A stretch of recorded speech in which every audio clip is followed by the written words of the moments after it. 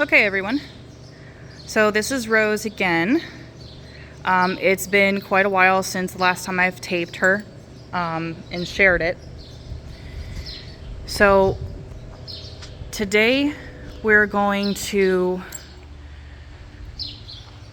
do a couple tapings on her, and hopefully she will be cooperative. She usually is. But what I want to do is show her movement first. So I did do a CST session on her earlier today where she released a lot and had lots of physical releases, in that her back actually popped pretty often, which is cool because she's usually holding a lot of tension in her back. So what I would like for her to do is go out and show how she's traveling. Now, earlier today, during an examination and observing her and palpation, I know that she's got a lot of stress points and trigger points in her back. She's got an area it's quite spicy, and she's got an area in her sacrum / gluteal area, and then of course her legs are always very stiff. The other thing that we found was that she's got a lot of tension around her pole and around her frontal bone and parietal bone. So I think what I might do is a pole taping for her / neck taping, and we will probably do a little bit of hind end support and hocks. So yeah, what I'm doing at the moment is what I would love for you guys to do prior to taping. Now obviously you're not going to be able to show this in your case studies, but you can definitely tell me how things went when you did it. So I don't have a hand at the moment, which is why I'm asking her to do this at liberty. Although I would honestly recommend asking the horse to move at liberty, even if you do have a hand, because it really does allow you to see the horse uninhibited and uninfluenced by a handler. So I want to see how she wants to move on her own. She wants to play with all the toys, which is cool, but I want to see that movement.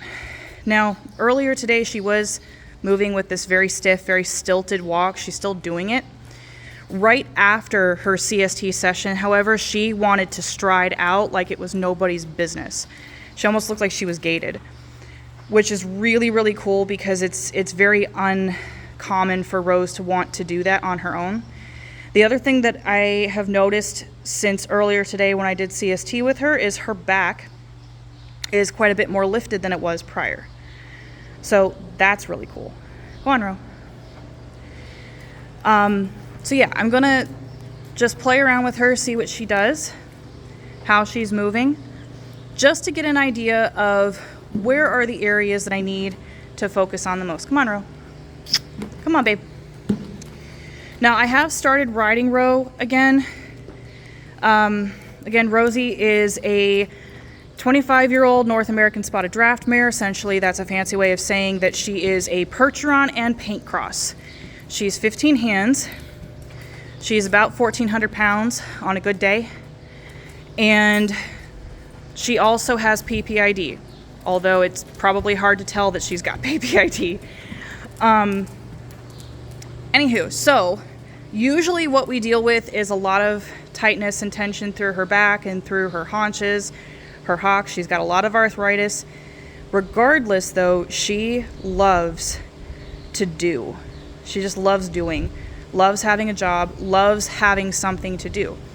So I've kept her kind of semi-retired. We do when she feels good, put it that way. So if you can see that right hind is kind of slapping the ground, you can also hear it.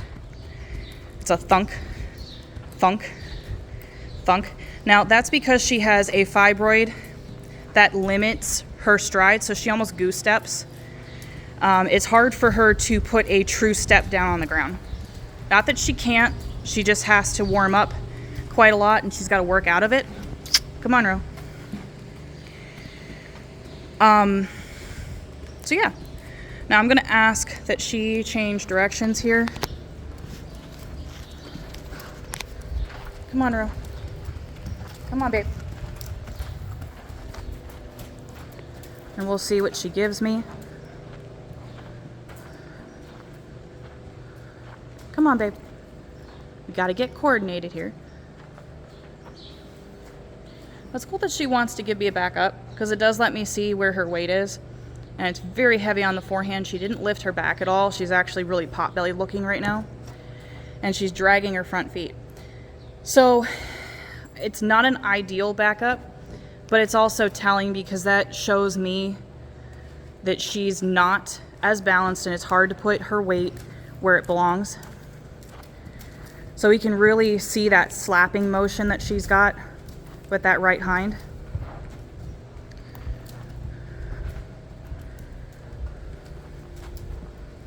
You know, it's not a true step, and she doesn't really have a whole lot of angulation or range of motion in that hock either. Okay, so I'm gonna ask her to trot. Come on, Ro.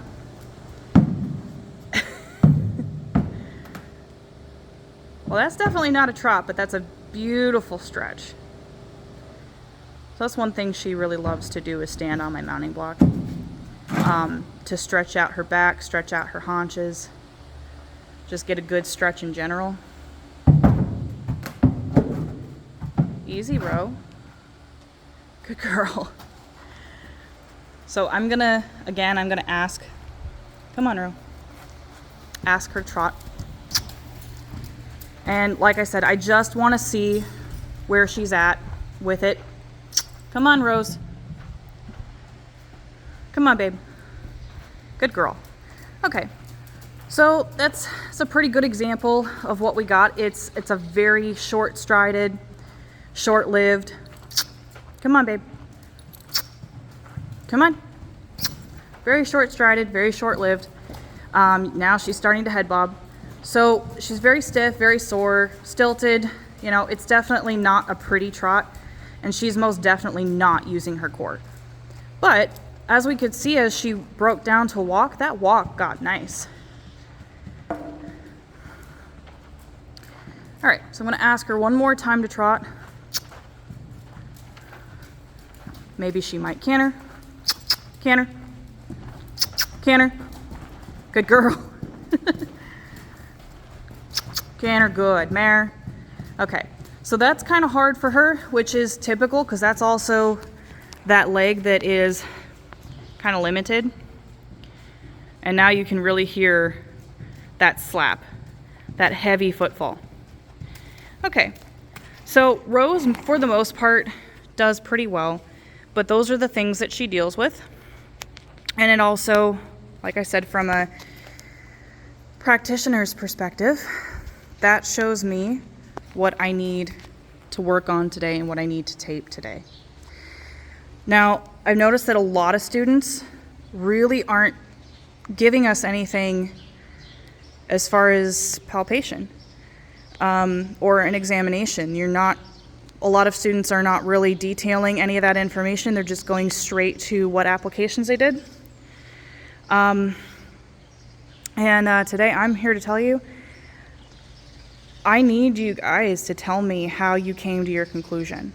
And I understand that a lot of people are going off of what the owner is telling them, but just because the owner tells you one thing does not automatically mean that's what's going on with the horse today. And it's very easy to miss things that you could address very easily if you went through palpating and you went through an examination and you watched the horse move. So hopefully this gives you guys a little bit of inspiration to get out there and make sure that you are doing an examination before you start taping. Because it's going to make a difference, and it will also make a difference on your case studies. It's a pretty good chunk of your points, and if you don't include it, then I can't give you a grade for it. All right, so I'm going to get into taping, and I will show you guys those pictures. And we'll also see how she moves after.